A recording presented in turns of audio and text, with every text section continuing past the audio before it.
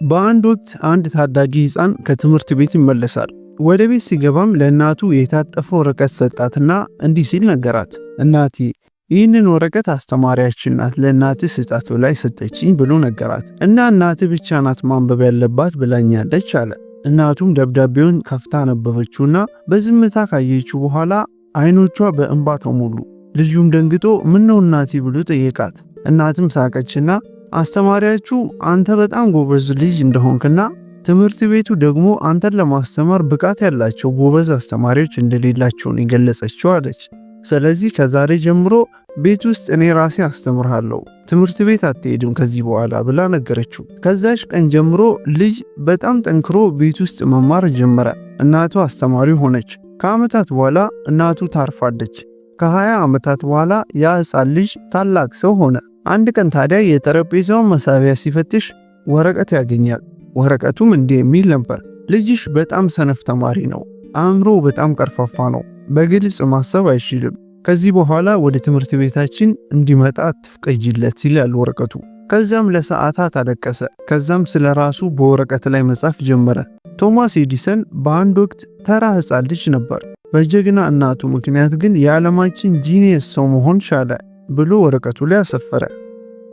አሁን ታዲያ ቁጭ ብሎ ያነበበው ወረቀት ከ20 ዓመታት በፊት አስተማሪዋ ለእናትህ ስጣት ብላ የላከችው ደብዳቤ ነበር።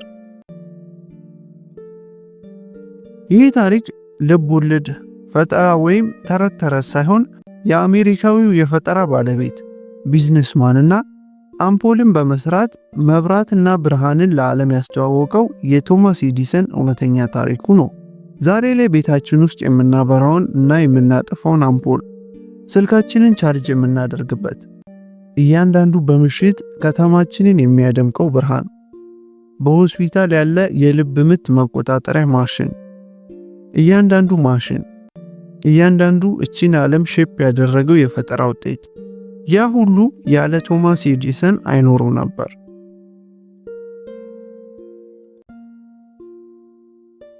ታዲያ ምን ልላችሁ ነው? ሰዎች ቢጠሏችሁ፣ ቢንቋችሁ፣ ቢሰድቧችሁ፣ ቢያንቋሽሿችሁ እውነትም እነሱ ያሉትን አይነት ሰው ሆናችኋል ማለት አይደለም። ሰዎች ከራሳቸው የግል አስተሳሰብ፣ ከክፋታቸው እና የእውቀት ውስንነታቸው በመነሳት ብቻ የሚለጥፍባችሁ ስም እናንተን ዲፋይን ሊያደርጋችሁ አይገባም። የፈለጋችሁበት ቦታ ለመድረስ በዓለም ላይ አንድ ሰው ብቻ እንኳ ቢያምንባችሁ እና ከጎናችሁ ቢሆን እንኳ በቂያችሁ እንደሆነ ቶማስ ኤዲሰን ጥሩ ምስክር ነው። አንድ አምናችሁ መቀበል ያለባችሁን ሀቅ ልንገራችሁ። ቅናት፣ ጥላቻ፣ ንቀት ከጠላቶቻችሁ በግልጽ መንገድ ከወዳጆቻችሁ ደግሞ በስውር መንገድ እንደሚመጣባችሁና መቼም ልታመልጡት እንደማትችሉ ማመን አለባችሁ። ከናንተ የሚጠበቀው ከነዚህ ነገሮች ለማምለጥ ሌላ አደጋ ውስጥ መግባት ሳይሆን እነዚህ ነገሮች ሲገጥሟችሁ በምን አይነት መልኩ ላሸንፍና ጠንካራ ልሆን ብላችሁ ነው ራሳችሁ መጠየቅ የሚገባችሁ። በዛሬው ቪዲዮ ታዲያ ጥላቻን ወደ ፍጹም ክብር የሚቀይሩና ጠንካራ ማንነትንና በራስ መተማመንን የሚፈጥሩልን 5 ስውር መንገዶችን እንመለከታለን። እስከ መጨረሻው በመመልከት አሸናፊነታችሁን አረጋግጡ ስል ከልቤ ጠይቃችኋለሁ። ለግራር ቻናል አዲስ የሆናችሁ ሰብስክራይብ በማድረግ ቤተሰብ እንድትሆኑ እንዲሁም ላይክ እና ሼር በማድረግ ለብዙዎች እንዲዳረስ ደግሞ የበኩላችሁን አሻራ እንድትወጡ ስል ከልቤ ጠይቃችኋለሁ። እነዛን 5 መንገዶች አንድ በአንድ እንመልከታው። አንደኛና የመጀመሪያ ሊሆን የሚገባው ትችትና ጥላቻን ለይታችሁ ማወቅ ነው። በቅድሚያ እንግዲህ ያ ነገር ትችት ነው ወይስ ጥላቻ ነው ብሎ መለየት የግዴታ ነው። ምክንያቱም አብዛኛው ሰው ትችትና ጥላቻን አንድ አድርጎ በመውሰድ ሲቸገር ይታያል። ሁለቱ ግን አንድ አይደሉም። ትችት ወይም ክሪቲሲዝም እንድታድጉና እንድትሻሻሉ ነው የሚረዳችሁ። ጥላቻ ግን ሆን ብሎ እናንተን ለማስቆም ዲዛይን የተደረገ ነገር ነው። ትችት ዓላማ አለው፣ ጥላቻ ደግሞ ትኩረት ነው ያለው። ምክንያቱም ትችት የሚያነጣጥረው ባህሪያችሁ ወይም ማሻሻል ያለባችሁ ደካማ አፈጻጸም ላይ ሲሆን፣ ጥላቻ ደግሞ ማንነታችሁን ነው የሚያጠቃባችሁ። የሆነ ሰው ሲወቅሳችሁና ይሄ ስራችሁን ማሻሻል አለባችሁ ብሎ በንጹህ ልቡ ሲነግራችሁ የማይመች ስሜት ይሰማችኋል። ነገር ግን በጣም ጠቃሚ ግብአት ነው ለህይወታችሁ። ነገር ግን የሆነ ሰው መቼም ሰው አትሆኑም ብሎ አጥንት የሚሰብር አይነት ነገር ሲናገራችሁ ያ ፊድባክ ሳይሆን መርዝ ነው። ሰዎች ጥላቻን ሲያሳዩአችሁ መፍትሄ እንድትፈልጉለት አይደለም። ምክንያቱም የሚጠሏችሁ ሰዎች ምንም ነገር ፊክስ እንድታደርጉ ወይም ማስተካከል ያሉባችሁን ነገር እንድታርሙ ብለው አይደለም ያንን ጥላቻ የሚያሳዩአችሁ። ይልቅ ራሳችሁን እንድትጠራጠሩ፣ በራሳችሁ ተስፋ እንድትቆርጡ፣ ለእድገት የምታደርጉትን መፍጨርጨር እንድታቆሙ ብቻ ነው የሚጠሏችሁ ሰዎች በእናንተ ላይ የሚመኙት። አብዛኛው ሰው ከዚህ በፊት በሰዎች ጥላቻ ልቡ ስለተሰበረ አሁን ላይ ትችት ሲመጣበት በሩን ቶሎ ብሎ ይዘጋዋል። ያ ግን ስህተት ነው።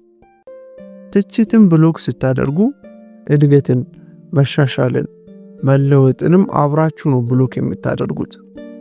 በተቃራኒው ጥላቻን ደግሞ ስትቀበሉ በራስ መተማመናችሁ በጣም እየመነመነ ይሄዳል።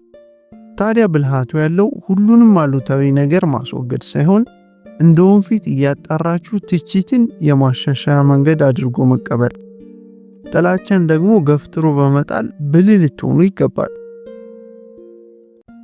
ታዲያ ትችትና ጥላቻን በቀላሉ መለየት ከፈለጋችሁ ትችት የሚመጣው ከሚያከብሯችሁ፣ በእናንተ ላይ ቅናት ከሌለባቸው፣ ጥፋታችሁን፣ ስህተታችሁን በአደባባይ ሳይሆን ለእናንተ ለብቻችሁ ጠርቶ ከሚነግራችሁ ሰው ብቻ ነው ትችት የሚመጣው።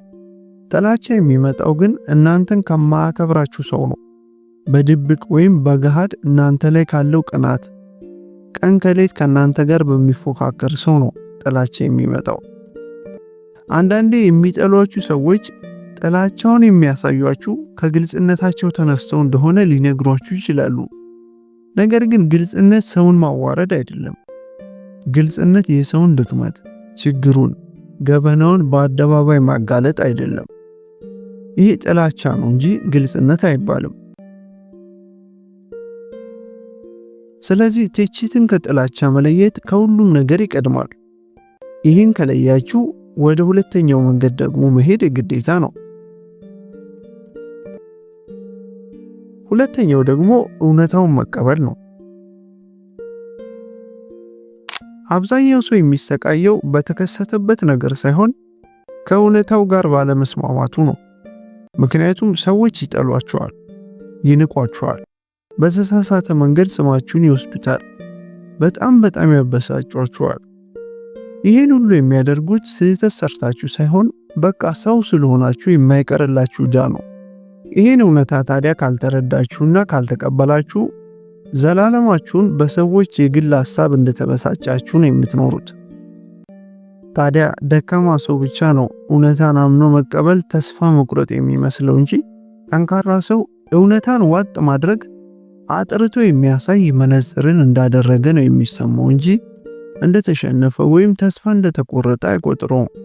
እውነታን በመቀበሉ እውነታን አልቀበልም ብላችሁ በገፋችሁ ቁጥር ዘላለም በስሜት የሚነዳ ሰው ሆናችሁ ትቀራላችሁ። ሪያሊቲን ወይም እውነታን መቀበል ስትጀምሩ ግን ስትራቴጂክ ትሆናላችሁ። በሲስተም ነው የምትኖሩት። እስቲ ያስቡት። በሰማይ ላይ መብረቅ ድምፁን በጣም ጎላ አድርጎ ስለጮኸ ይቅርታ ሲጠይቅ አይታችሁ ታውቃላችሁ? እሳትስ የነደደ የሚነድበትን ምክንያት ሲያስረዳ ተመልክታችኋል? ወይም ዝናብ ስለዘነበና መንደራችሁን ስላረጠበው ይቅርታ አይላችሁም? ምክንያቱም ተፈጥሮ ነው። እውነታን መቀየር ወይም ማስቀረት አትችሉም። የምትችሉት ነገር ቢኖር እናንተ ላይ ሊያደርስ የሚችለውን ጉዳት ለመቀነስ መሞከር ነው። ታዲያ ሰዎችስ እናንተ ስለፈለጋችሁ ብቻ ሁሌ በመልካም መንገድ ባህሪያቸውን እንዲያሳዩ ትፈልጋላችሁ? ያንን በጭራሽ ሊያደርጉላችሁ አይችሉ። አንዴ ብቻ ጥላቻ እዚች ዓለም ላይ እንዳለና እናንተም ላይ እጣ ፈንታው እንደሚደርስ አምናችሁ ከተቀበላችሁ የሆነ ቀን ያ ጥላቻ ተጠራቅሞ ሲመጣባችሁ እንኳን አትደናገጡም። ያ ደግሞ ትልቅ ነፃነት ይሰጣችኋል። ታዲያ ንቀትን፣ ጥላቻን፣ የሰዎች ሰይጣናዊ ባህሪ እንደሚኖር ቀደም ብሎ አምኖ መቀበል ማለት ያንን ነገር ሲከሰት እየወደዳችሁ ትቀበሉታላችሁ ማለት ሳይሆን መቀየር የማትችሉትን ነገር አትፋለሙለትም ማለት ነው። ከዝናብ ጋር መከራከር አትችሉ። ዣንጥላ መያዝ ግን ትችላላችሁ። ጨለማን እየረገማችሁ መኖር አትችሉ። መብራት ነው የምታበሩት።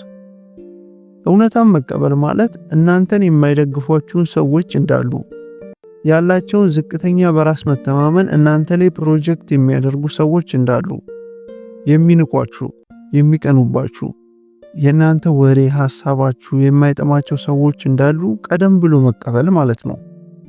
ይህን ቀድሞ የተረዳ ሰው ታዲያ በ1000 ጦርነት ውስጥ እንኳን 1000 ጊዜ አሸናፊ ይሆናል። በኋላ ራሱን ለማብራራት አይደክምም። ለነዛ ሰዎች ማለት ነው።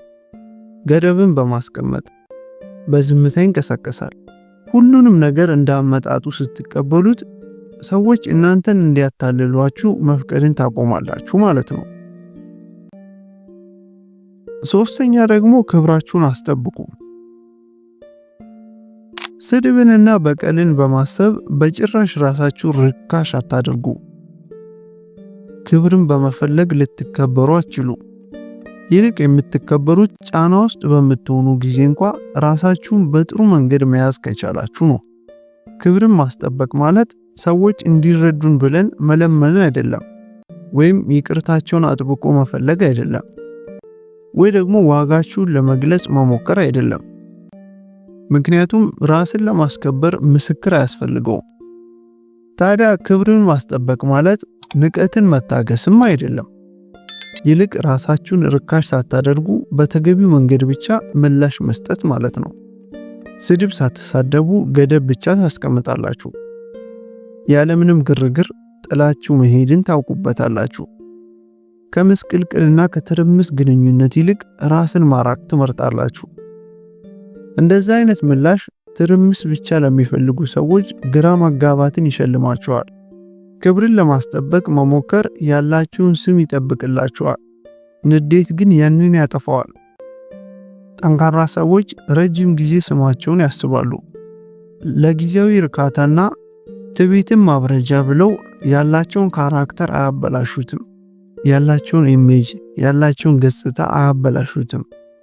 መልሳችሁ ሰዎችን ስትሳደቡ፣ ኤክስፕሎድ ስታደርጉ፣ ሊያሸማቀቋችሁ በሞከሩ ጊዜ እናንተም ልታሸማቀቋቸው ብዙ ስትለፉ እነሱ ለጨዋታ ወዳዘጋጁት ሜዳ ያለ ፍቃዳችሁ ትገባላችሁ ማለት ነው።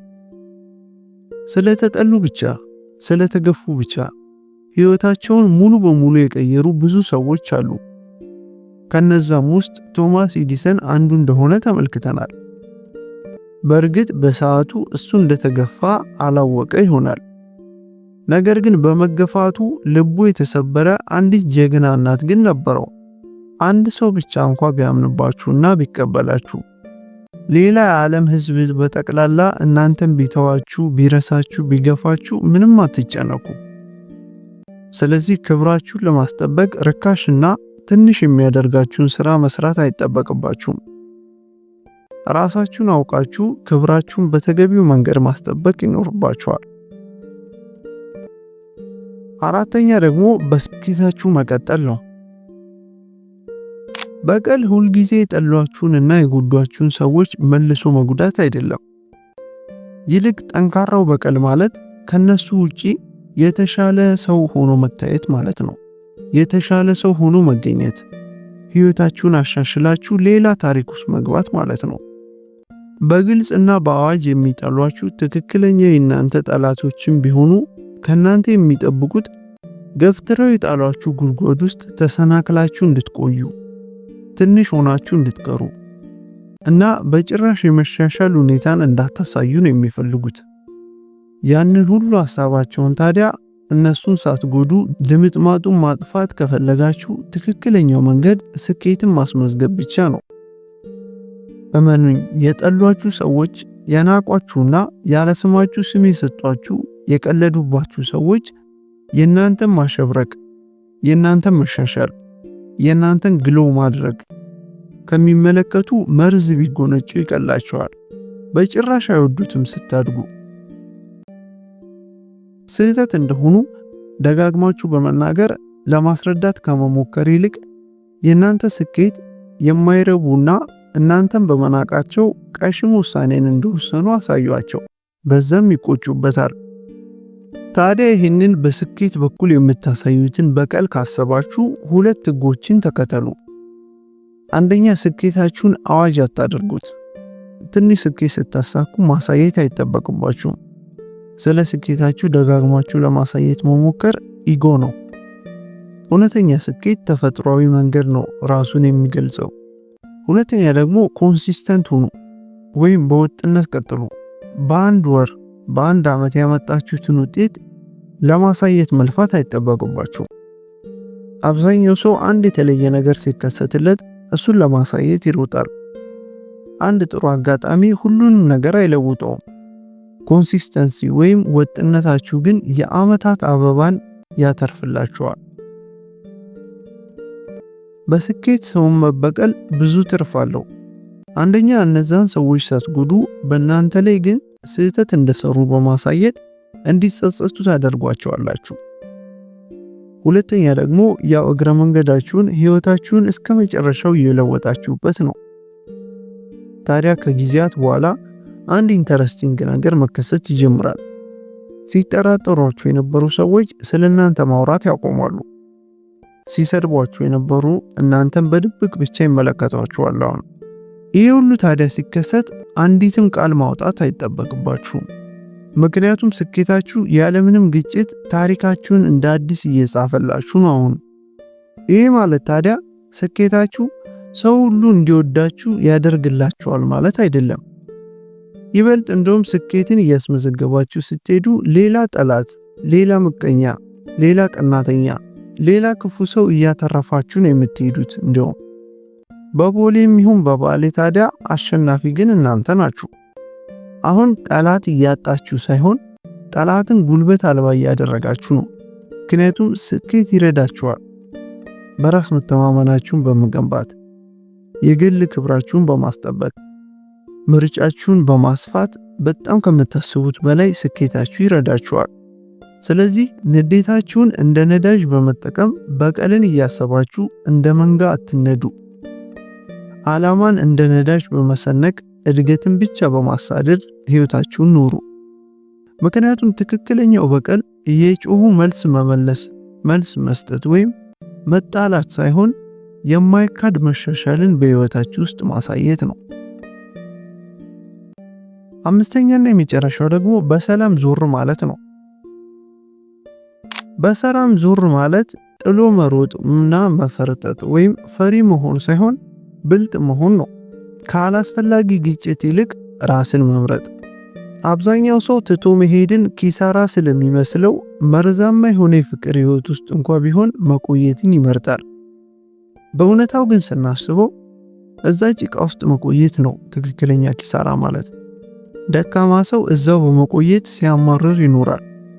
ጠንካራ ሰው ግን ጥሎ መሄድን አይፈራም። በሰላም ጥሎ ገለል ማለትና መሄድ ሁሉንም ነገር ይቅርታ አድርጋችኋል፣ ተቀብላችኋል ማለት አይደለም።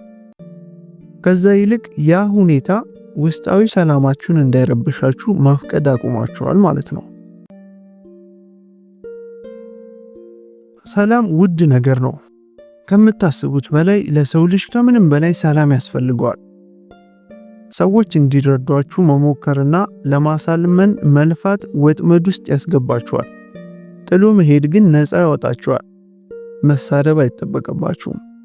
የመጨረሻ ንግግሬ ይሄ ነው የሚባል ነገር አያስፈልግም። በቀል የለም። ጀስት ራስን ማራቅና በሰላም ጥሎ መሄድ ብቻ።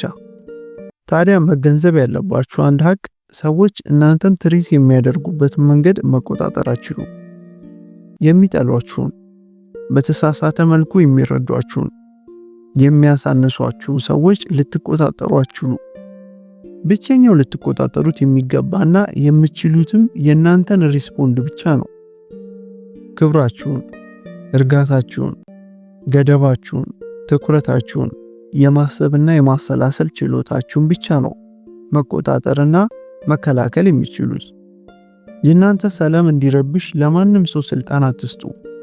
ምክንያቱም ህይወታችሁ መሆን ያለበት ሌሎች ሰዎች ስህተት መሆናቸውን ለማረጋገጥ መልፋት ሳይሆን ራሳችሁ ትክክለኛና እውነተኛ መሆናችሁን ለራሳችሁ ብቻ ማረጋገጥ ነው። ከዛሬው ቪዲዮ በልርሳ የማትረሱት ብዙ ቁም ነገር እንዳገኛችሁበት አልጠራጠርም። ከቶማስ ኤዲሰን ታሪክ ምን ተማራችሁ? በቪዲዮ የተጠቀሱት 5ቱ መንገዶችስ ምን ያህል ጠቅመዋችኋል? ሐሳባችሁን በኮሜንት አሳውቁኝ ስል በደንብ ጠይቃችኋለሁ። እስከ መጨረሻው ድረስ ስለተከታተላችሁኝ እጅግ ከልቤ አመሰግናለሁ። ለግራር ቻናል አዲስ የሆናችሁ ሰብስክራይብ በማድረግ ለቀጣይ ፕሮግራሞችም ቤተሰብ እንድትሆኑ ስል ከልቤ ጋብዛችኋለሁ። በቀጣይ በሌላ ቪዲዮ እስክንገናኝ በሰላም ቆዩልኝ።